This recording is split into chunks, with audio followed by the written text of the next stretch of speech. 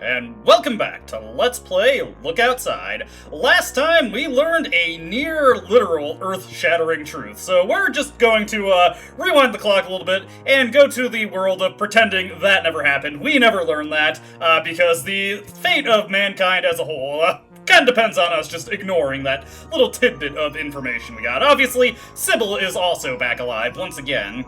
And with that done, honestly, there is not too much left to do in the game. Just a handful of loose ends, and obviously I still have to collect some of the correct offerings. We have the correct manuscript, and we have the correct photo, but I have yet to actually get the correct painting or the correct videotape, so we'll definitely want to take care of that. For right now, though, let's just waste a little bit of time. Why don't we play some video games? Check out a new one. I'm going to check out one that I just want to see if it triggers a certain interaction if we play it. Forget about it. This one also has some pretty funny responses from Sam when you play it. Forget About It is a cute little puzzle game with colorful frog characters. The puzzles look kind of simple, and it strikes you as a little kid's game. A frog mascot throws gems from the top of the screen that you have to line up. Occasionally a fly will buzz by, and the frog will eat it. It's all very cute and cartoonish, and not too challenging. The game has a multiplayer mode, which Dan is very competitive about. You play a few games against each other, but he beats you handily each time. The roaches have a near violent reaction to the frog on the screen, and stay on the other side of the room as you play. Do frogs eat roaches? The game is cute and light. You enjoy it. Sophie also has some reactions to this game, but it looks like if she's not actually in the apartment, you won't actually get them. I wanted to see if that little mistake was made. Now, let's go to the door and just check out how an old friend of ours is doing. The Gamer. Now, we've already gotten the true final ending of the game, you know, the absolute, totally canon ending, although, given the revelation we got last time, which I'm not going to dwell on that too much, not going to say what it isn't entirely impossible that that ending was something that actually happened. Anyways, I am going to take a look at the gamer's inventory, not to purchase Massacre Princess this time, but to highlight a specific game that might be worth your time to grab, Blood Ghoul Orgy 3. I forget if I mentioned this the last time this guy showed up, but this one is another potentially notable game to play, since it gives Sam a very potent taunt skill that also reduces his incoming damage. Allows him to tank for the party, if you so desire. If I hadn't mentioned that before, this was probably the last time we were going to get an opportunity to do. Speaking of the gamer, though, we did buy Octocook from him, so why don't we check out that game, because Zarya has a couple of funny reactions to this game also, so let's play Octocook. Space Truckers actually has also had its reactions updated. Aster now also has reactions to the game, in addition to Ernest. Octocook is a cute kitchen multitasking game about an octopus in a kitchen making sushi. Seems like a nice lighthearted distraction from the end of the world. The game is fairly simple. The octopus manages orders in a kitchen. Each order corresponds to a button. You have to press the buttons in the right order, or else you mess up the food and have to start again. It's not too hard, but it is fun. Zarya watches with her arms crossed, a sour expression on her face. I don't know. Something about this doesn't sit right with me. I gotta think about it. The game is simple but relaxing. You have a nice time playing it. There we go. A little bit more fun and a little bit more morale. Let's see. We're just waiting for 5 o'clock to roll around so that we can play a little bit of Mazes and Wizards. Alright, just gotta burn 2 more hours. Let's see who's awaiting us at the door also, just to see, oh hey, it's the Curio Trader. Not that I'm actually gonna do anything with him. You can get out of here, my guy. He huffs and puffs and drags away his knickknacks. We're past the point where we really need to buy any new equipment, so let's continue our Octocook journey.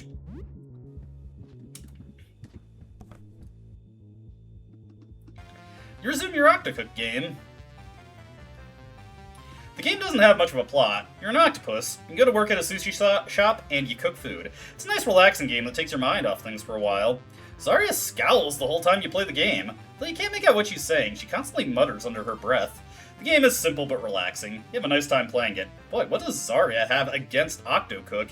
You play for 2 hours. How nice. It's now the evening, and now it's time for Mazes and Wizards. Real quick, though, I'm just going to try and see if I can get a certain interaction with Fievel. Couldn't get the interaction I was hoping for, so now it's time for Mazes and Wizards. I'm not sure if you can just get one interaction with Fievel per day, honestly, but there are some side quests involving him, if you talk to him enough. I don't think we've really had the luck to get what I'm looking for, though. Y'all ready to play? Okay, let's start then. When we left off, the party had just encountered Zalmoxis, who soundly defeated them in combat. With only the clue that they need to find to the Fortress of Final Dust, the party escapes the tower to find that they're in Daggermark, the city of thieves.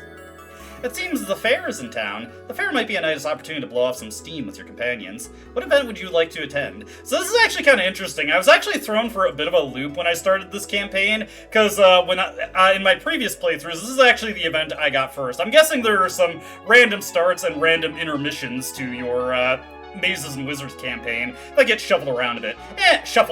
Anyways, the juggling and burping ogre sounds fun.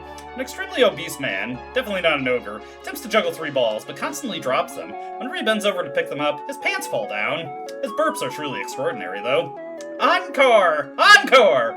Bravo! Reminds me of someone I know. Oh god. Let's go see Frobzard, the Raging Mage. A concerningly thin man in broken spectacles stands in a circle ranting. His conical wizard hat droops over his face. You want me to do tricks? Pull a rabbit from a hat? I attended the Royal Magic Academy. I was 4th in line for a position as Archmagister. My academic papers have been cited 3 times by very important mages. I don't have to do your silly parlor tricks. I'm done! I'm done! Wow. Must suck to suck. I just noticed Dan's name is also Kazimata Starblade. That's good. Let's go to the joust. 2 extremely drunk, shirtless men stand at opposite ends of the jousting list. When the trumpet plays, they charge at each other. The men slam into each other face first and fall unceremoniously to the ground, unconscious. Looks like the show's over, folks. You know, they were just recently doing a show like this in Australia, I saw.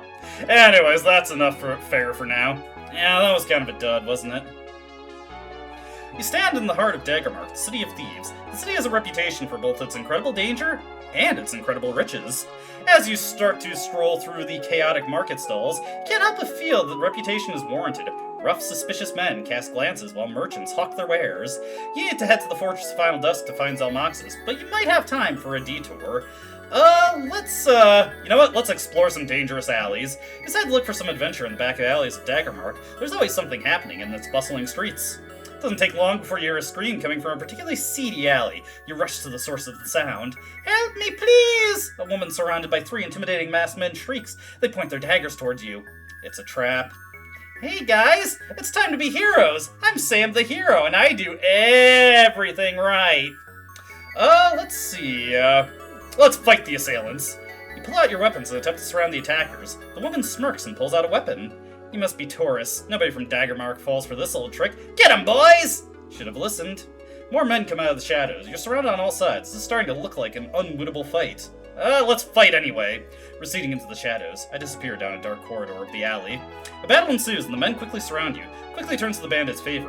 One raises his sword to strike you. I strike him down. Rolling for dexterity. Success! Helen swiftly defeats the bandit, and then another and another. Within a moment, the whole group is down. The fallen bandits were carrying a significant amount of ill-gotten gold, which is now yours, and with that, you leave the alley. Need to head to the Fortress of Final Dusk, but now that we have the money, let's go visit the market stalls. Walking through the market stalls, you see several items that catch your eye. Perhaps you'd like to make a purchase. You know what? We need some new weapons. The next few hours are spent perusing the smithies, searching for the perfect weapons. At long last, you buy sparkling new equipment for the whole team. Right, I think we're ready to go to the Fortress of Final Dusk. But what the heck, let's go hit the tavern real quick. You step in the Magpie's Dagger, a seedy pub in the heart of Daggermark slums. Dangerous men glare at you as you sit down at a table. Hey, I am a bard, come on! Okay, that's a bug. Let's listen for rumors. Eavesdrop on the conversations of other tavern goers. Other than the terrible crime rate, the one topic everyone's talking about: the Dragon of Forsaken Valley. Apparently it's been eating travelers and merchants. Better not get involved. Okay, yeah, that's enough at the Magpie's Dagger. Let's head back to the town square, and let's leave for the Fortress of Final Dusk. With Daggermark at their backs, the party strides off into the horizon toward the Fortress of Final Dawn.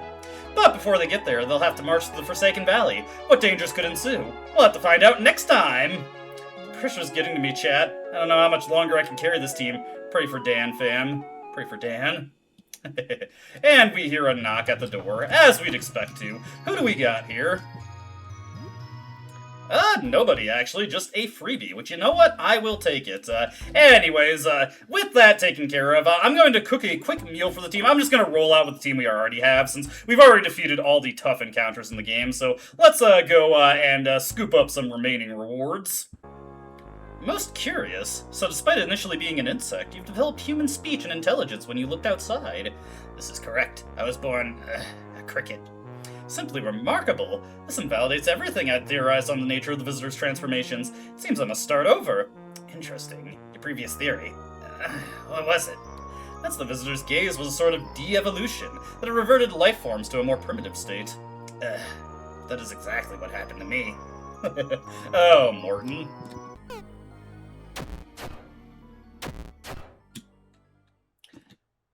So, I don't really feel like going through the Frederick quest for a third time this Let's Play, so instead we are just going to quickly beat down the Face Taker, because if you don't happen to have the, what is it? The, canvas bag already, if you kill him, you will automatically get it. This isn't going to be a particularly tough battle at this point, even considering curse mode and all that. Here comes Marc-Andre, just stalling out the battle even more. Hey, his stun persisted. But yeah, this isn't a particularly tough battle for us at this stage of the game, so I'm not really all that concerned about playing this super cleanly or even being that threatened. But one funny bit of trivia about the Face Taker is that he has the longest attack pattern in the game. His attacks are done in a specific order, and for whatever reason, it is a ridiculously long 56 turn cycle that he operates on. I'm not really sure. It is almost certainly a mistake that his attack cycles are that long. It's pretty funny too, but we should be able to defeat him relatively, quickly and easily. Was not too concerned about that battle. Face Taker is defeated, and if you kill him, you get the canvas carry bag right away. And grabbing the painting real quick. Did have to double check to make sure that I'm actually grabbing the painting with blue paint on it, and indeed I am. I swear it was in a different position when we first came here, but maybe I'm incorrect on that. It has been a while. Next up, we've got the Panopticon to deal with in order to get our videotape. Unfortunately, I hate to break this to you, there is still, oh, whoops, not the Venus disc. We need the Mars disc for this one. I think there's a couple combinations you can do, but Mars and Neptune are the one I always use to get this door open. But yeah, we can't get the tape without sacrificing Cinnamon. Still, unfortunately. Let's see, number 18 is etched into this one. Let me see. I believe it is the Uranus disc. We will leave that in. And it was the negative disc, right? To get it down to 18. There we go. Been a while since I've actually come into this room, so I'm kind of starting to forget. But yeah, we'll clear out the armory. Don't really need to at this stage, but you know, we're at this point in the game. Why not? Why not? For the fun of it. For the fun of it. Take all of the SMG bullets here, get ourselves a nice flak jacket, and a replacement combat knife. Speaking of melee weapons, though, I'm actually going to go with actually, you know what? No, I can stick with the Furnace Edge for what we're about to get into. Obviously, we still have to take up the Panopticon. I do think it's funny how you can gaze upon the negative disc and not be completely destroyed by it, like, even without putting it into a projector. One of the few items in the game that is that convenient. Anyways, let's get this shut down. Let's beat the hell out of the Panopticon. He's not really gonna do too well against all the options that we have at our disposal at this point. Let's put Cinnamon to work for us. Let's switch through the feeds rapidly. Let's wait for our tape to record. And let's grab our tape now that it's finished. We'll just leave Cinnamon be. Well, you know what? I would feel just, like, wrong to kill him after we just completely ruined what was, the good life he was previously living in the cage. Well, actually, it was a pretty small cage for a guinea pig. He probably didn't enjoy it too much. Did we do a good thing for Cinnamon, I wonder? Allow him to go beyond the boundaries of his improperly sized cage. It makes you think. It makes you think. Getting a little bit of a dialogue with Spine here. You hear a raspy voice respond. Hi, Sam. Had a good day? Yeah, honestly, I had a great day today. That sounds nice. You tell Spine about what happened today. It's unclear how much of what you say she can hear. It's like communicating through a bad radio signal. Well, good night, Spine. Fievel hisses and bares its fangs as Zarya walks by, its back arched aggressively, as if it's about to pounce. What do you want, you little freak? The rat baby chitters aggressively at her and inches closer, its claws skittering against the bare wood of the floor. Its hind legs tense as it prepares to leap at her. What? What the hell? Leave me alone, you creep! God, I'm going back to my room! Fievel visibly deflates as Zarya storms off. Its little body quakes as the exhilaration of their confrontation fades. Looks like it was more scared than she was. Out in the hallway, we have yet more hands creatures coming along here. We will soon have the payoff for letting these things get a run of the place, but that will be a little ways off. Also, I actually have to think about the actions that I'm taking here, because I don't have, I do not have Joelle with me at the moment. Oh, they are actually resistant to corruption-based attacks. That is interesting. Checking up on Spine. Oh, I had to replace one of my legs. It was rotting off. I have a few spares, but I'll be running out soon. Oh, she just wants to right away go into the offer. I was hoping you'd have something more interesting to say, Spine.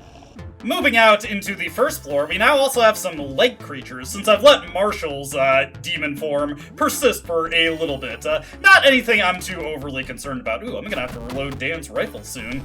Dan, your viewership is plummeting. You better do something to get things back on track, my guy. Well, it only took until the end of the playthrough, but Mutt is finally selling the lockpicks. Sorry, tongue-twisted myself there. Well, not too useful at this stage of the game, but what the heck, we'll take them, because there's something else I can show off with the lockpicks.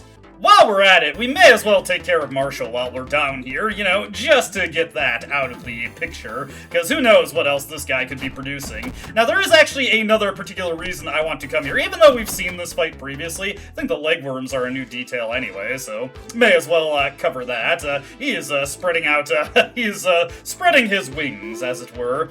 What do you got for us this time, Marshall? Yeah, about the same as before. Step into the sea of worms. No and thank you. We are just going to absolutely body this guy. Go for the strongest attacking options we happen to have for us here. Nice! Beautiful crit with that one, Dan. And get the hackaway going. Tooth Hammer is a little worse for wear, but not anything I'm too concerned about. May as well get use out of it, right? There's so many things that I haven't been making. Oh, hey, nice! Marc-Andre actually did something helpful there and gave us a good bit of stamina back. Oh, did the Tooth Hammer just absolutely shattered. Okay, never mind. We'll throw out a Spore Cloud, I guess. And Dan, just go for the aimed shot there. Okay. The Spore Cloud is a pure coin flip. It didn't even hit! How did it get wounded? Come on! The Hell Sword is surprisingly fragile for such a, I don't know how to describe it. An emphasized weapon, I suppose. But it has a tendency to break pretty quickly. I don't know how to communicate this more clearly. Oh, Marshall, you are an absolute cut-up. Speaking of cut-up, well, okay, more like burn-up. There we go. But the reason I was bothering was showing that off. Get our elixir and our worm egg. Check the stall next to Marshall. Some scribbles scratched into the stall. The monster's thrashing has clawed most of it off. The Tree of Wisdom, Marshall. I can see you. Ellerg 032. Yes, this is where you get the hint to the elevator game. Just fill in the blanks there, and you will figure out these sequence of buttons that you have to push in order to play the elevator game and get to the hidden metro. Got more worm creatures in the basement. Boy, these guys are, ooh, hello. Hand mutant, and looks like they're, shall we say, adding people to their brood. So let's just get these aimed shots spread around. Hopefully we can finish this guy off with just a jumping attack. Man, I'm having bad luck with the Spore Cloud. It's pretty unfortunate because it is a pretty cool option for Felipe to have. Another source of DOT, but it just misses so often. Not really a big fan of it. But this is not what I've come into the basement to show off. Down in the basement encampment, it looks like someone else has joined the crowd here. Hello again. I do hope Whisperblade is useful in your quest for enlightenment. As you know, I had a previous occupation. But although the past is the past, I admit that I still draw strength from that practice. It may have even helped me retain my sanity as I became what I am now. You have the countenance of a warrior, but I feel many things weigh heavily upon your mind. Perhaps these teachings could help. My form is somewhat incongruent for its practice now, but it would gladden me if I could still teach someone to do it in my stead. Are you interested? This only comes up if you learned about Comatus's past as a yoga instructor and expressed interest in learning it yourself. Please, teach me. We'll start with a short meditation. You have learned Tadasana. I have taught you what I could. Good luck. So, we actually learn an entire skill tree from Comatus there. Beginning of the yoga routine. Defensive pose with counterattacks. Unlocks intermediate poses. Yoga is a stance system for Sam that he can utilize in battle, starting with Tadasana and unlocking 2 more poses. Use one of those succeeding intermediate poses, you unlock an advanced pose. All of the poses that you can use via Tadasana are all the poses that Comatus shifted between in the battle with him.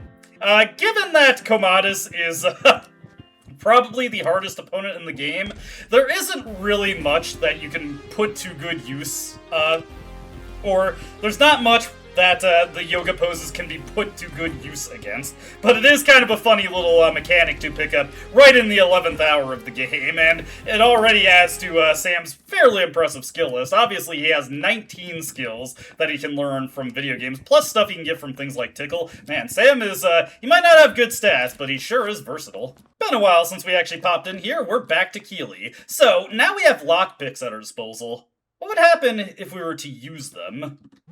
You pick the lock. Got it. Hey, you no use that. Against the rules. Cut that out. It's a game of luck and chance, not a game of pickery.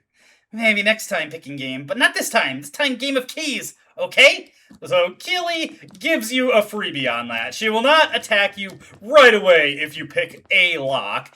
Continue to pick locks, though, and she will get fairly irate with you. Anyways, we've used up all our simple keys at this point in the game, so we may as well just buy a bunch up to see if we can get through the rest of the key maze. 165, that is enough. I don't know if I have enough to... Well, okay, that's enough I'm willing to spend. I don't know if I have enough keys to get every single item. Let's use... Oh! She seems to have sold me an improper amount of keys, because I only bought 4. Well, whatever, I'll take advantage of that. Over here, we can get a wrapped gift box, a strange snake-like whip in the snake whip, and some magnum bullets. Over this way, you can find a set of handgun bullets, pistol bullets, some tonics. I will need some healing items for later, so it is much appreciated that I can just get these freebies here. Well, not freebies, but you know what I mean. Get this healing spray over here. You could go through that block, but doesn't lead to anything new. Pick this one right here, grab the pitchfork, grab the stimulant, and finally, I believe this is the last one that has anything for it behind, or anything for us behind it. Grab the shuriken and the shotgun shells, and did I grab everything? Yes, indeed. Keeley's Games of Keys has been completed. As you can see, you don't need to use every single, or unlock every single block to get everything, but you do have to open up most of them. So, that's another bit of progress taken care of. May as well go back to playing some Octocook, right? Let's go for it. You resume your Octocook game. Even though the game gradually gets more hectic, hitting the buttons in the right order, it's actually kind of relaxing. You just shut your mind off and chop up sushi. It's nice. Why do you always play this stupid game? What do you even like about it? It's so boring. Ugh, just turn it off. The game is simple but relaxing. Blah, blah, blah. Zarya is just getting more and more irate, and you know what? We're kind of obligated to figure out what's going on with that. Knock at the door was just the pizza guy. Anyways, Octocook. You resume your Octocook game. A big order comes in. It's a banquet. You have to prepare 8 meals simultaneously, 1 with each arm. It's tricky, but once you get it, it feels really rewarding. A distraught Zarya crosses her arms as she watches you play. She fidgets with a bangle on her arm before finally standing up. It appears she has something to say. You know what? I hate this game. It's messed up, man. Like, think about it. Why does this poor octopus have to work this kitchen alone? This is clearly an 8-person job. What, is this because he got 8 arms? Is that why? It's not fair. So they capture this poor octopus and force him to work in a kitchen just because he can make 8 meals at once? And look what he's making. Octopus sushi. They're making him cook his own family. This is so messed up, man. I seriously can't believe you're playing this. And with that, she storms off. Oy. The game is simple but relaxing. You have a nice time playing it. You're inspired by the little octopus to do some multitasking of your own. You're a bit short on arms, but you'll make do. You learn Octo Strike. There we go. Octo Strike is, of course, a multi-hitting move, hitting 8 times. Each individual hit is about half the strength of an attack power, so obviously, if every single hit connects, it's about 4 times as strong as a normal attack. Pretty good skill, all things considered. We've got some more time to burn, so I think it's time for more video games. Let's go with, Space Truckers. I'm kind of curious to see what Aster has to say about this game. Since I know he has reactions to it, I just don't know exactly what they are. Space Truckers is an extremely rare Czech space trucking simulator. Its only 15 copies were ever released here, so it's considered a holy grail by some collectors. You're driving a gigantic freighter in first person through a largely empty outer space. Not much changes as you drive, just the stars that whiz by. The game is weirdly lonely and kind of boring. Ernest nods along as you play, watching you fly in nearly a straight line for 2 hours. He occasionally mutters, "Yep," to nobody in particular. Aster sits nearby, enraptured by the game. He occasionally complains about the physics or the placement of certain stars, but he seems to be enjoying himself. The game is happening. I do like how Aster is just totally engrossed in this boring-ass game. Anyways, time for more Desert Bus, but in space, so let's go again. Oh boy. I'm genuinely curious to see what the remaining reactions are. You resume your Space Truckers game.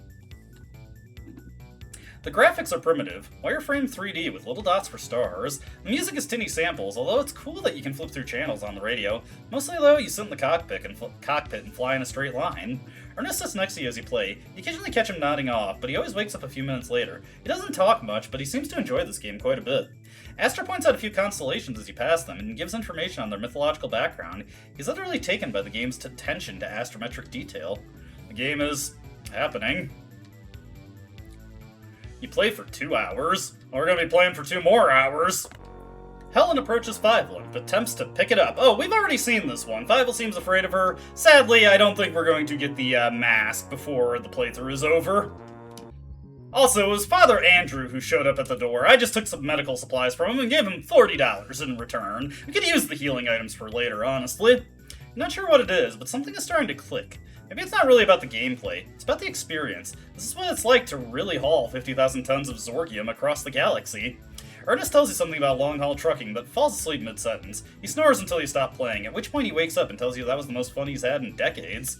Aster gives you tidbits of information as you pass certain star systems or astronomical phenomena. If that's a binary star, that's a black hole! This game is happening. Okay, one more session and then we can do mazes and wizards, so let's get into that. I'm curious if we're going to get the skill from this game before it is over. I actually don't know how many sessions this one takes. Most of the game skills honestly just don't feel worth the time investment, so I only go for the really high value ones that are quick to get, like Jump Attack and Nitro Boost. This is it. After hours of traveling in a straight line, you finally arrive at your destination. Pixelated alien thanks you for your delivery and sends you on another. Somehow you feel a tremendous sense of accomplishment. Ernest sat beside you during the whole trip. Often it was a wordless ordeal, but there was still a certain connection. He turns to you with an approving look. I always believed in you, kid. When it's all over, Aster seems almost disappointed. Despite the lack of excitement in the game, he was utterly enraptured by it. He thanks you for allowing him to join in. You finally made the delivery. And Ernest is level 4 from that. Feel inspired by the long sessions of meditative yet alert driving. You learn long haul flow. I forget what this one does. I think it might be an HP regen skill. We can at least take a look at it. I think a while back I posted skill descriptions in the Something Awful thread, but it's been so long I can't remember. Let's see. Sip on a coffee and enter your flow state. You lose control but gain 10 stamina. Okay, so it puts you... that's actually really terrible, Jesus. But whatever, we got it. You again! I said it was going to be the last time we saw you. With a non-gamely flourish, he stomps off. Get out of here. Anyways, mazes and wizards. Let's do it. You're all ready to play? Okay, let's start then. When we left off, the party had just left Daggermark, a hive of villainy, for the Fortress of Final Dawn for a final showdown with Zalmoxis. But to get there, they'll need to pass through the Forsaken Valley, one of Arcania's most treacherous stretches. As you continue through the forest, you stumble upon a small meadow bounding with curious purple flowers. The flowers exude a sweet, enticing smell, and bees happily fly from petal to petal. Maybe these flowers could be useful in alchemy? They're poisonous. Let's leave them. Suspicious of the strange flowers, you decide to travel on and leave them behind. Good. An ominous mood hangs over the camp. The party settles in for the night. It's been an eventful journey so far. Goblins, tombs, treasure, and yet somehow you feel the greatest danger is still to come. Lyle! I'm currently sharpening my keyblades with my glowing whetstone of the Falcon, which adds +6 to all attack rolls. You know what? You got the right idea, Dan. Let's maintain our weapons. Pulling out your whetstone, you decide to sharpen your weapons in preparation for whatever lies ahead. Without warning, a horrible roar blasts from the overhead. Massive wings billow wind out of the camp, sending tents and supplies flying. It's the Dragon of the Forsaken Valley! You know what? Let's parlay. This dragon is in no mood for diplomacy. With another sky-shattering screech, it swoops down and grabs one of your pack animals, flying off into the night. Your camp is now in disarray, and you look to your companions. Dragon didn't kill you. This time, what do you do? Let's see. Let's go for the advice of our companions. I got the boots of Dragonfire immunity, so this isn't a problem for me. I could probably solo it. It's hungry. We can bait it with fresh game and then ambush it. I, certified brain genius Sam, say we fight it head on. You know what? I like Helen's suggestion. Let's lay a trap. Right, lure it out with game, then get in position. Setting out some freshly roasted game from a recent hunting trip, the party gets into ambush position, patiently waiting for the dragon to take their bait. It doesn't take long for the hungry dragon to return for seconds. It lands by the slain deer and tears at it with its mighty maw. Now! And, let's fire arrows. Caught completely off guard, the dragon is stunned as the party goes in for the strike. Meantent scores a particularly devastating blow to its neck. The dragon launches itself into the air and attempts to fly away, but a well-placed arrow brings it down. It crashes lifelessly to the ground. We're officially dragon slayers now. I basically did that by myself. Told you I could solo it. Although the dragon wasn't carrying its treasure hoard, the party still collects a few valuable scales. With the dragon defeated, it's time to leave for the Forsaken Valley. You pack up your gear and head to the pass leading to Zalmoxis. A massive citadel looms ahead as they leave the valley. There's no mistaking it. This is the fortress of Final Dawn. The final battle with Zalmoxis will soon be at hand, next time we play. I'm willing to see this through. Oh boy, I sure can't wait to find out what happens in the end. Oh boy, Felipe, who's at the door? Ah, you again! Ah, get out of here! As you fall asleep, you vaguely feel something cold, wet and sharp embrace you. It feels both strange and familiar. Hello again, Spine. Hear a raspy voice respond. Hi, Sam. Some leftovers have rotted away. Come on, every time. We're getting bad breath, but you know what? The game is almost over. Watch this. Monty pulls out a lighter and flicks a flame. He hovers it above Fievel, who watches the flame dance. Pretty badass, huh? The curious rat cautiously creeps closer to the flame until its little nose barely grazes it. It squeaks in pain and scurries off. Guess I learned a lesson. Oh, Monty. Now that we're on the final day, and we will be completing our Mazes and Wizards session, plus completing a couple other miscellaneous things for today, we do want to start giving out our offerings here. So let's give Aster the photograph that he's been looking for. Photo envelope. Does this hold an image of the visitor? Very well, we will take this. There we go. So, there's one other major thing I'd like to check out for today until we kill time for the Mazes and Wizards session, so let's get to that. We also, of course, have to give Aurelius his painting here. Oh my, is this what I think it is? Isn't it? A painting of the visitor. Thank you, I'll take this. There we go. And conveniently enough, while we're on the first floor, as you can see, there are some other worm creatures. Oh! What I was expecting to see is not here. Okay, that's a bit unfortunate. There should have been enough time passed that it should have shown up. Oh well, not a big deal. Maybe the rats are interfering with it. But after three days after Nestor becomes the worm monster, there is supposed to be an NPC here who you can negotiate a deal with and trade the worm eggs to. I'm not sure why he's here, because I'm pretty sure 3 days have passed since Nestor has wormified, but you can get some unique items, and there's also an achievement for negotiating the trade. Sadly, he's just not here for whatever reason, so unfortunately not something I'm going to be able to show off directly. Darn. But I'm afraid I'm going to be taking my frustration out on you. You're making a big mistake. Run away now and I'll forget this happened. But I am not too worried about what Mutt is capable of, so let's just get to work on absolutely destroying him with all our best attacking options here. Dan has just not been entertaining a crowd, so you know what? We will have him do his irate intro. Oh, hey, look at that. He got a pretty good, nice! Does some beautiful multitasking there, Stem. Now, if you attack Mutt on day 10 or later, I mentioned this previously, he is supposed to have a special second phase. Kill him prior to that, and he's fairly easy to defeat. Him saying there, I warned you, that's supposed to be the second phase initiating. But, it just doesn't initiate because it is not properly implemented. Whoops, that was the wrong skill, but whatever, it still does pretty good damage. Another bit of multitasking here. I'm so glad that I learned about the fast forward button, because it makes these battles go so much quicker. Not too bad from Mutt there, pretty decent damage. Ooh, Marc-Andre, no! At least the bleed double proc, so that offset it a bit, but goodness gracious, this guy is doing his level best to annoy me as much as humanly possible. Please stop using up all my tonics. What is wrong with you, my guy? Okay. Ooh, wow, he's hitting pretty hard. I'll say, he is, I'm learning new respect for Mutt. When I previously fought him in my practice playthrough, I beat him, relatively easily. Alright, it looks like he's out of HP, so, yeah, there we go. Now, once you kill Mutt, you don't get too much in the way of, experience or money for it. But you now have the ability to just completely loot his entire stock. Feel kind of bad for Anna over there. She got that nice cane from him. Emmanuel is at least still around if you want to trade with him. But you know what? We're just going to take everything. Just give it all here. It's all mine now. Thank you so much, Mutt. I appreciate you laying this all out for me so nicely. Anna does still mention that Mutt gave her the cane, and gestures like he's still here even if you killed him, so that's a little funny, I suppose. Hey, Auntie Vilma's crossword challenge. It's mine now. I've been trying out a new tongue today. I think I like it. Aw, come on, Spine. You gotta have more to say than that. Oh well. At least we got a little bit more out of her.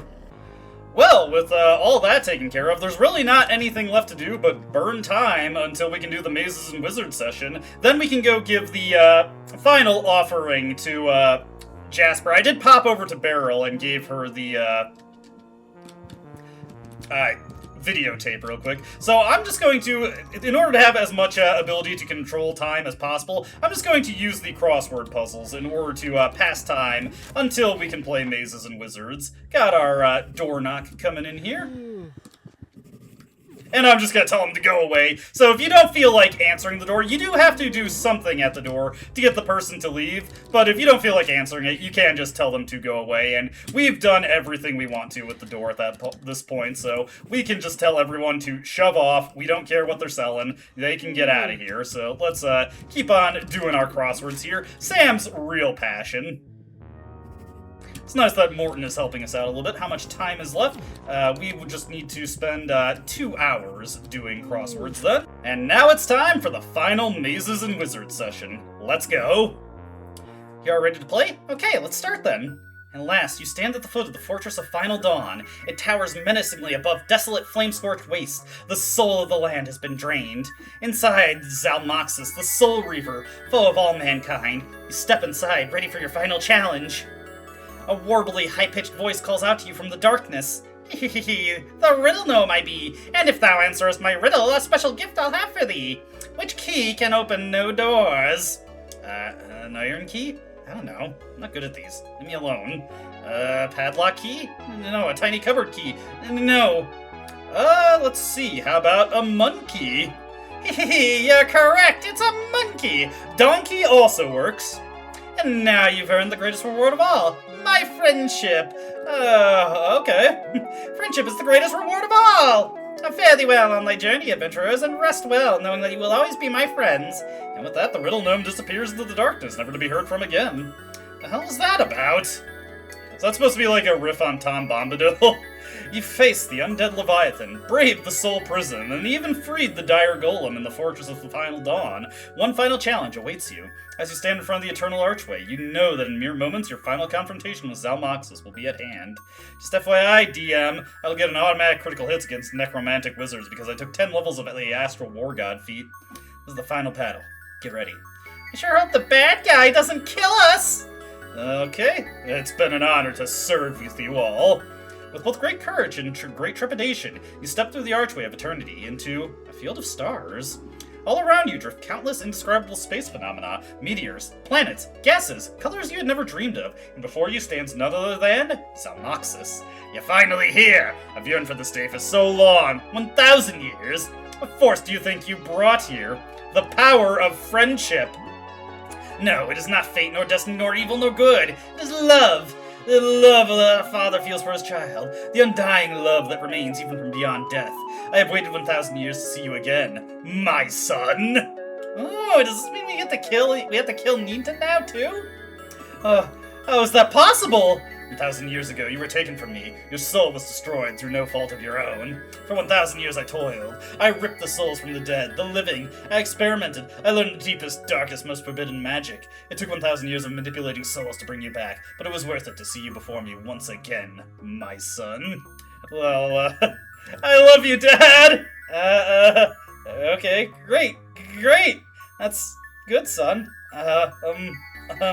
I mean, I've had to do terrible, terrible things to bring you back. Desecrate souls, mutilate them, but it was worth it to have you. The soul that I most covet. I make one offer to you. Join me. Lead an army of soul-scorched undead with me. Let us take every soul together. You know what? I changed my mind. Prepare to die! After the pain I endured, the millennium of sacrifice, the unbearable agony, this is my thanks! Evil is too gentle a word for the things that I shall do to your soul. Zalmoxis' hand began to glow deep, almost black-purple. He chants ancient forbidden words to be a spell long forgotten. A spell of soul-rending. We have to kill him before he gets it off. You charge the magician as he recites his unholy incantation, slamming into him and knocking him off balance. Your sword pierces his heart, runs all the way through his wretched ancient body. He tries to howl in pain, but no sound escapes his lips. And then he disintegrates into dust, the ashes of a soul long extinguished. He is dead. Zalmoxis the Soul Reaver is no more. Father. I'm not crying. This isn't a tear. I'm just sweating out of my eyes. Some crimes are punishable only by death. Oh, what a disappointing ending! And so the adventurer's journey was finally over. Zalmoxis had been defeated. They returned home as heroes. King Oramus rewarded them with incredible riches, and the bards sang of their victory for ages to come. Well, that was my Mazes and Wizards campaign. Guys, I worked pretty hard on it. What did y'all think? I would have one-hit KO'd Zalmoxis if Sam didn't get in the way. It's over. It was a good experience, but I don't need to do this again. Wow, what a thrilling conclusion! Thanks so much for inviting me to play with you! Holy shit, it's over, finally, thank God! Thank you for playing, everyone. Forgot how, embarrassing Zalmoxis was as a character. I wrote him a long time ago. The whole soul-stealing thing is pretty corny, isn't it? I guess I didn't see that at the time. Seeing this again after so long, I guess if I ever play this campaign again, I might tone him down a little. Anyway, I thank you. I hope you've enjoyed Mazes and Wizards as much as I have. And with that taken care of, it's time to get our party ready to roll into the end of the game. The proper ending this time. Now, get out of here, roaches. I'll give you a pet. And I decided we'll add in Lyle. You know, his end to his Mazes and Wizards campaign left him feeling a little cold there, so we may as well bring him along so that he can help out in the final battle. While I'm just wandering around and checking things out for one last time before we get to Jasper, I did just want to come back into this, not necessarily a looping hallway, but extension to the first floor that is only available in cursed mode, because there are things that you can actually find here if you actually search it out. The worm egg trader was a bit of a bust, so I figured we may as well come into here and just see if we can find anything. So, not having much luck finding anything going that far up, and that looks like it loops back in. There is actually a set layout to this place, so if you walk for long enough, eventually you'll hit a dead end, and eventually you will find something. So right here we got one of the dead ends. I believe if I go up and then start going left from here, we might actually find something. So let's make our way over here. Start heading through this section. Okay, good. I didn't see that transitional load there, so don't think we've went too far back. Let's see here. Yeah, just keep going this way. Oh, there's the transitional load, so we're back in the mainland. Let me just see if I can find what I'm looking for.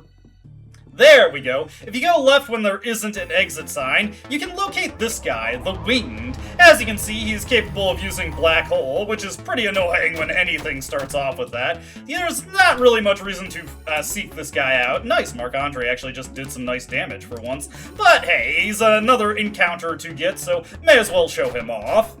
Do another little bit of multitasking there while we're at it. Go for the Lyle kicks. I've got Lyle using the Whisper Blade, as well as many other agility boosting pieces of equipment that I can get onto him. So there we go. That's that taken care of. That's just what I wanted to show off. I believe that's the only enemy you can find in here. It otherwise doesn't seem like a completely realized location. But I figured, you know, may as well show that off while we're just doing one last lap of the apartment.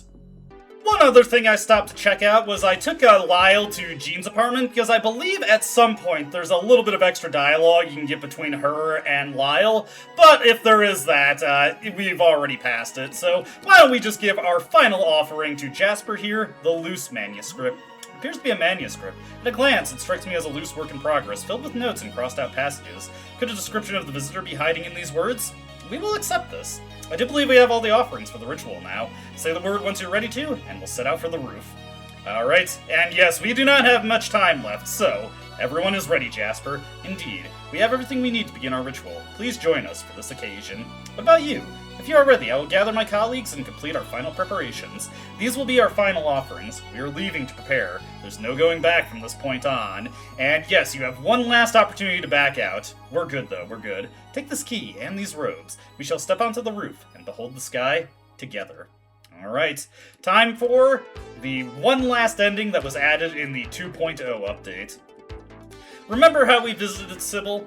Remember how we made a promise to her, and once that promise was made, she just completely forgot everything. It's like we never even talked to her, never even made her remember who she really was. I think it's time for us to hold up that promise, especially after we let her down last time. I think I kind of owe it to her to run this back.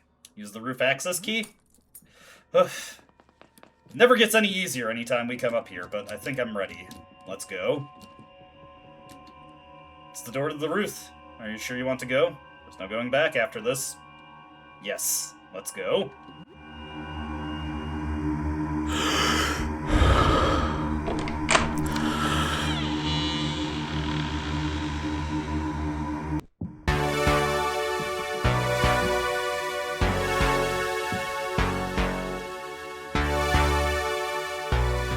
You're outside. You don't feel any different. And that'll probably be the last time we're seeing that message for a while, or possibly never again. I guess it depends on how I'm feeling, if and when another update happens to the endings in this game, because the one we're about to get, for reasons that I won't go over right now, I feel like it's going to get a change in a future update, but we'll get to that when we get to it. For right now, though, it's time to see what happens now that we've given the correct offerings to every astronomer, so let's see how Aster deals with his proper manuscript. Not like we haven't seen this before, but you know what, for the refresher. The time of judgment is upon us. I hope we are found worthy. Only a few preparations remain. It's time to look at the writings you brought us. Yes, a manuscript. The final lucid thoughts and observations of a writer who saw the visitor firsthand. Yes, I believe this says... Yes! Perfect! This gripping, poetic description. It captures the emotional truth beneath the overwhelming sublime. Very good. Please join us all at the ritual circle once our preparations are complete. It is the fated hour at last. Alright, Jasper is good to go. We'll wrap around and go talk to Beryl next. Boy, now that that is animated, that is horrifying. Whatever. Beryl, I can't believe we're outside, but we're still human. Sane! It's working! The visitor protects us. He knows. You excited? We're almost there. Moments for making true contact. I brought a little television here to view the VHS tape you found. Let's see. Yes! This is it! From my vision! This is exactly right! I knew it! I knew my vision was true! I'll head to the ritual. Meet us there when everything is ready. I can't wait. There we go. Beryl has made it A-OK, and I'm glad to see that, honestly. I like Beryl. I'm glad she's doing good this time around. I'm definitely feeling a lot better about this rooftop trip than the last one we made up here. That was, no bueno, as they say. Alright, Aurelius, what do you got for us? It's finally time. We're preparing. Oh, I'm shaking with excitement. Within this bag is a painting of the visitor. I know it in my heart of hearts. Yes, this is his form, as seen through the flawed human eyes of an artist. Perfect. The use of color is beautiful. This is exhilarating. Alright, I'll head to the ritual site. Meet us there once everything is ready. And finally, one of our allies who helped us out so much along the way, gave us a great leg up in the battle against the boiler, and in general has just been a pretty cool guy up to this point, Aster. Greetings, compatriot. The time has come to prepare the ritual. You truly believe the visitor's image to be on this photograph? It's nerve-wracking to look, but I must. Oh, there is something on here. Oh my! It's truly him! A photograph of the visitor! I'm in awe! It's even more beautiful than my dream. Very good. Meet me at the ritual site. I have an excellent feeling about this. And with that, all 4 astronomers have correctly prepared their offerings. Time to head to the ritual circle and begin. Let's go. heading into the ritual circle once again.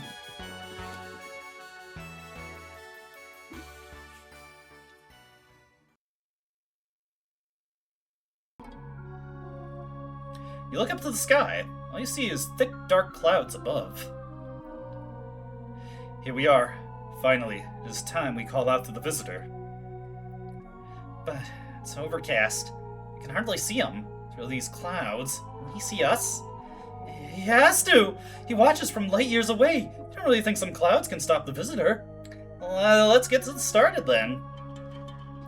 Oh, mysterious visitor, we have brought a manuscript describing your form. We seek to chronicle you, commune with you. Oh, strange voyager, we brought a recording of you. We seek to document you, commune with you. Oh, great observer, we brought a painting of you. We seek to see you, commune with you. Oh, dark whisperer, we brought a photograph of you. We seek to understand you, commune with you. Heed our call. We look upon you now without fear. We want you to do the same.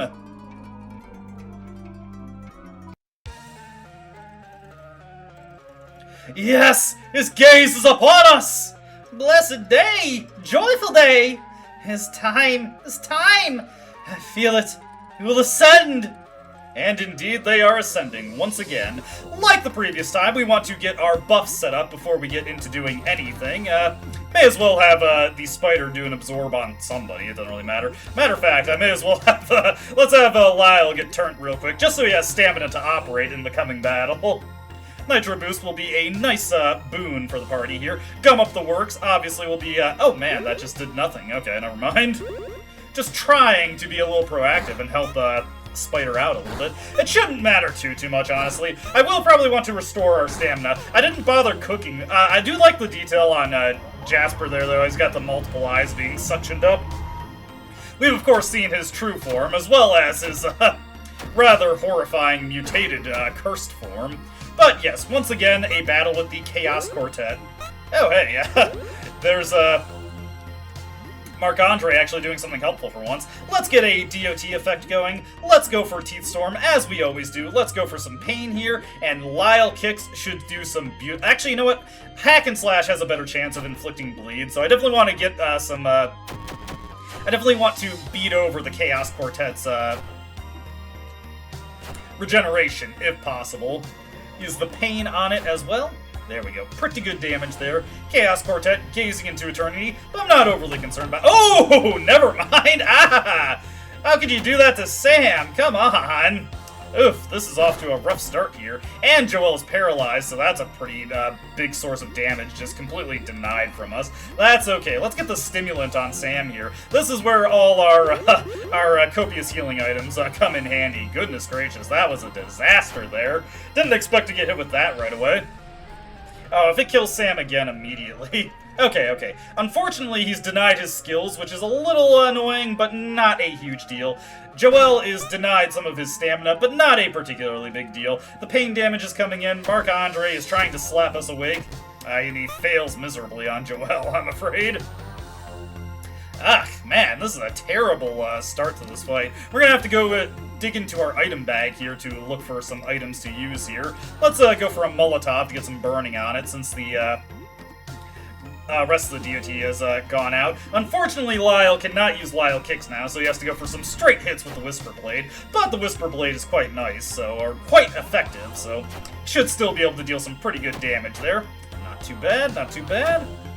Furious Glance, Envious Glance. Okay, Acid onto the Spider. Not too bad. Black Hole coming through. We might want to use a healing spray this upcoming term, especially since so many of my guys are panicked. We can't really do anything otherwise. Okay, getting close. Can you guys please stop panicking? Okay, well, at least he woke up Joel. We're gonna have Sam use the healing spray here, so Joel can deal do a more effective Teeth Storm. Unfortunately, I've only got the one in this file, but that's not a big deal. We can have Lyle go with the shurikens that we collected earlier, giving some good use to those. We'll definitely want to make sure everybody is topped off for the next phase of the end game. Shuriken coming through, and Teeth Storm from Joel may very well take us out of this battle, which would be appreciated, honestly. Alright. Yeah, looks like, there we go. Enough damage done there. On to the next phase of the battle. But there is actually something pretty notable coming up. It's a bit unfortunate that I only have the one healing spray, because that means I'm not going to be able to use another one within the next battle, but we have tons of elixirs at our disposal. Matter of fact, I'm going to use that to heal up the spider there, then just use bandages on Lyle, use bandages on Sam, bandages on Joelle, and a first aid kit, and then let's just have Joelle down some whiskey real quick. We are being a good influence on this child. We're all ready now. Let's talk to them.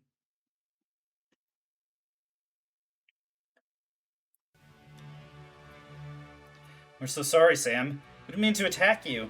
We lost ourselves and attacked a friend. Shameful. Now listen very carefully. We can retain our sanity for only a moment. 10 seconds at most. We've slowed down our perception of time to make the most of it. You're in the eye of the storm, Sam. Human minds cannot inhabit such an absurd body without coming apart. When we lose control, again, it will be for good. Once this moment ends, we will obliterate you. You'll need to run away! You cannot defeat us. This might be your last chance to say something. Jasper, I spoke to Sybil. What? What? How's that possible? I thought Sybil was... Sybil is gone. Whatever you spoke to wasn't her. Listen to me. Sybil is alive. Stop it! Why are you saying this? Are you trying to hurt me? Sybil is gone and she can never come back. She remembers you, Jasper. Is she okay? Is she herself? She's forgotten a lot. Or rather, she forced herself to forget everything. Forget? What do you mean? Something so dangerous, she had to forget. I do not know what this means. Sybil is alive, and lucid, and safe. Jasper, I'm losing control. I can't hang on any longer.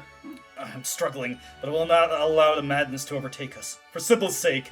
Please just hang on, Sam. Sybil! Oh, it's too late. Too late to run. We don't have much time left. We're so sorry. And the battle will begin properly. However, if you have that discussion there, it is very much changes the outcome of this battle, shall we say. Let's have Lyle go for another hack and slash to get some bleed going on there. We'll have Sam do the painful stab. The curse mode of this fight does bring a interesting wrinkle to the battle once it begins properly. There we go. Get another stack of bleeding, please. Yes! All 3 stacks of bleeding. Heck yeah. Having Joelle gum up the works real quick, because it will help us out quite a bit. And as you can see, little helpers. We're sorry, everyone. This is the end! And loving embrace coming out. Now, these helpers here obviously give a good amount of extra actions to the Exalted Four, but we have Joelle and the Spider on our side, so we have some pretty good options for taking these guys down very quickly. Oh, thank you for the coffee, Marc-Andre. It's nice when he actually does something helpful for once. Let's use our multi-targeting attacks here. Obviously, Teeth Storm is going to be a big one. Get the black hole going. And I'm going to use a grenade with Lyle. We want to get those eyes taken down as quickly as possible so they are not a factor to us at all. And fortunately, though the main body resists the curse damage, the eyes themselves do not. So by spamming all our best attacking options here, we should be able to take these out in a single turn. And once we do that, honestly, the fight becomes pretty rudimentary. There we go. Teeth Storm coming out. Another one down. Golden Eye taken out. Got the Emerald Eye. And the Ruby Eye's gone. And now we have this fight totally in control. Yeah, we are just going to do a generational run on the Exalted Four here. We love you all. And here comes the loving embrace. Red Eyes. Burn. The Ruby Ray, which I'm not overly concerned about, honestly. So what I'm actually going to do here is I'm just going to have Sam throw healing items at Joelle to make sure he's doing the strongest possible Teeth Storms, since Sam himself is not going to be able to pull off nearly as much damage, so may as well just maximize what Joelle is doing. We don't have any tonics left, so may as well use up the stimulants. Let's do Teeth Storm, let's do Pain, and let's have Lyle go for his signature Lyle Kicks. And we should be able to deal some pretty good damage here. Another Pain coming out, Teeth Storm coming out, many kicks coming out, and because they are piercing attacks, they are also going to do wonderful damage to the Exalted Four. Blue Eyes, freeze. Oh man, I love this final battle team. It's so good. And I think we honestly have pretty good odds of winning this on the next turn. One more good Teeth Storm should do it for us. Possibly even Lyle kicks. Ooh. You know what? No! Dang it! That kind of throws a wrench into things. Marc-Andre still making things difficult for me, even at the end of the game. Have we won yet? I don't know if we did enough damage there. Yellow Eyes. Shock! And yeah, well, I had an opportunity to win there, and then Marc-Andre decided to ruin it on me. As he does. Come on. Oh well. It's not like we really want to hurt the Exalted Four badly anyway. Oh hey, his wake-up slap actually was helpful there for once. Okay, let's just throw an elixir at Joel real quick, do another Teeth Storm, do another bit of pain, do another bit of Lyle kicks, and this should be the winning turn for us. See how much this pain... Oh yeah, absolutely, this is gonna be the winning turn. Jasper! Sam? There's not much of me left. I made a promise to Sybil. I promised that I would stand with you. Sam, I must not allow myself to succumb. I must stand firm. I must remain strong. For Sybil, we're going now to meet the visitor. We're going to straighten this all out. We'll be back, Sam. Thank you for keeping your promise. Good luck, Jasper. Goodbye, Sam. Sorry about all this. Bye. Thank you for everything. Sam's party was victorious. And with that, the Exalted Four goes into the sky to commune with the visitor directly. For a brief moment, there is peace. The world is quiet as the Exalted Four ascend into the heavens. Nobody knows what occurs between the visitor and the Exalted Four. They are gone for hours, and all the world waits in suspended silence for their return. It's over, right? Everything is over now. Will I go back to normal? If, this is the end of everything, I'm glad I get to spend it with you all. Sam, I believe I've succeeded. Finally, the clouds part. A heavenly ray of sunlight shines down upon the world as the Exalted Four descend from the firmament. This is the beginning of a new era. An era of healing. An era of flourishing. Together, we will build a new world, a world of forever peace. Walk with me. The Exalted Four preside over the reconstruction of the world. The true damage is incalculable, but their gentle, benevolent guidance helps humanity regain some of what it lost. It's not the old world that humanity rebuilds. It is a new world, a world of compassion, hope, and for many, redemption. It's difficult for him, but Dan moves on from streaming. He leaves games behind and, for the first time in his life, starts putting others first. He remains close to Sam, and they game together every weekend. Yes! The Promise ending, which is the ending that we just got, has epilogues for every single party member that you've recruited. Some of them variable depending on if you've completed their relevant character quests, such as Dan's. He would have a different outcome if we did not complete his character quest. Now, unfortunately, you're probably noticing we've got nothing but a black screen here, and as of the current update of the game, I believe this ending is unfinished. It seems like there's supposed to be artwork here, and it is honestly very disappointing that there isn't artistic depictions of the epilogues for each character. I really think that would be a nice touch to it, and I really, truly hope that's something that gets added in an update. Certainly would be something worth covering within the confines of this LP, but for right now, just the text epilogues is all we have. Disappointing, but so much was added in these updates, I can't complain too much. Just a byproduct of trying to get it for that Halloween release date, I suppose. Life without his family is difficult for Joel to adjust to. He continues to live with Sam, and in time comes to view him as his new family. He never outgrows his curiosity and innocence. He continues to visit Ben, convinced that his mind is still inside. Eventually feeling that Ben wouldn't want it, he leaves to begin his own life, returning often to talk to his brother. Sam raises Fievel not as a pet, but as a child. The relationship has its ups and downs, but in the end, Fievel always loves Sam as a father. Ernest decides that his rambling days are over and settles down for good.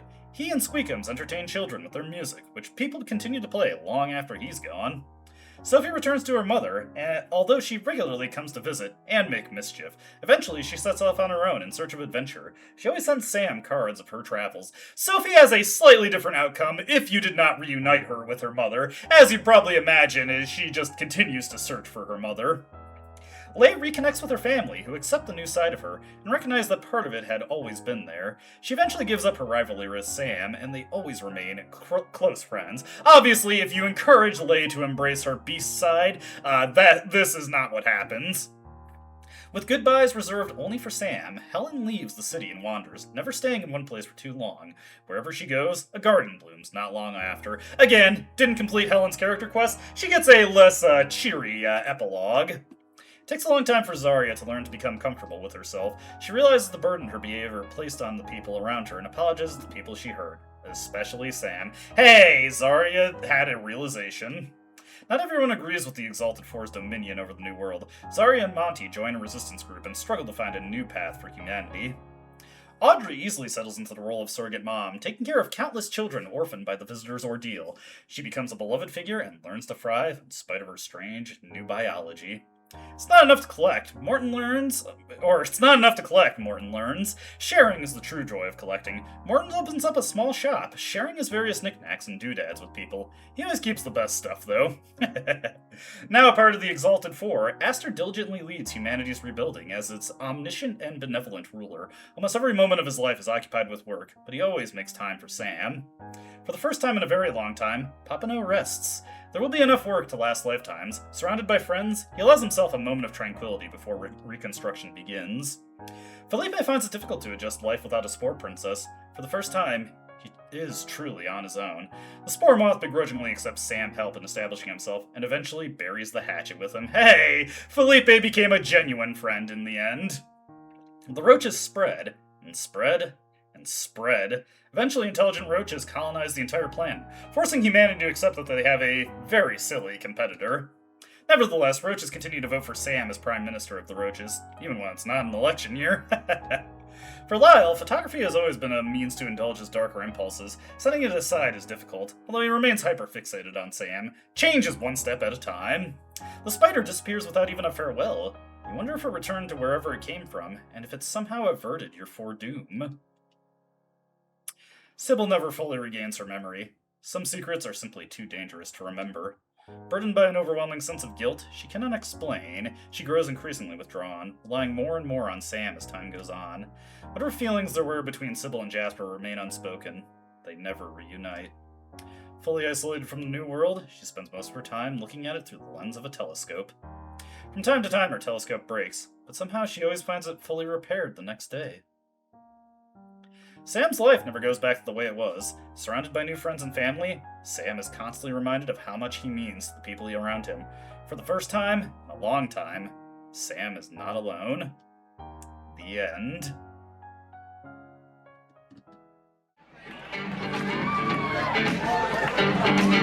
I got a girl in a box. She flew in my bed. Some of us get high in the summertime. Wife don't mind if I kill for a child. My wife don't mind. She thinks this pretty wild. I got a girl in a box. I got a girl in a box.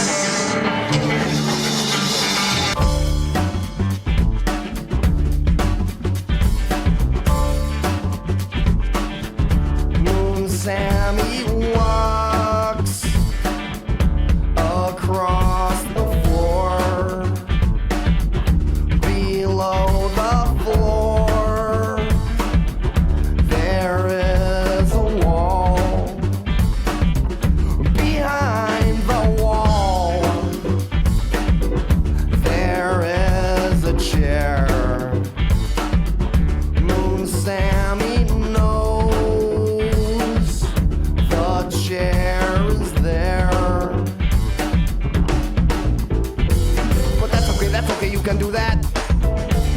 If you want a full attention incoherent, your mouth is buttered with lies. You ask why, but you could call it enigmatic. All your thoughts about the chair are full of static. And automatically your mind goes down the stairwell to the chair. Your body says, "Well, Sammy, can you come back, strum it?"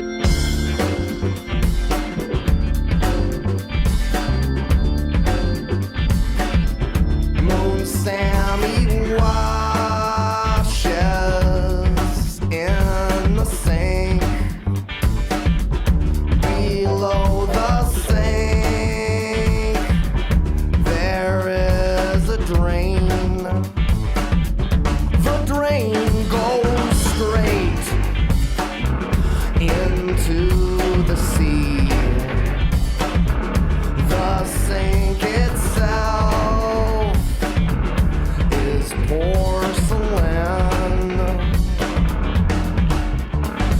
Obsess yourself with causality. The information you hear is a loophole. Technicality behind every object is a mathematic.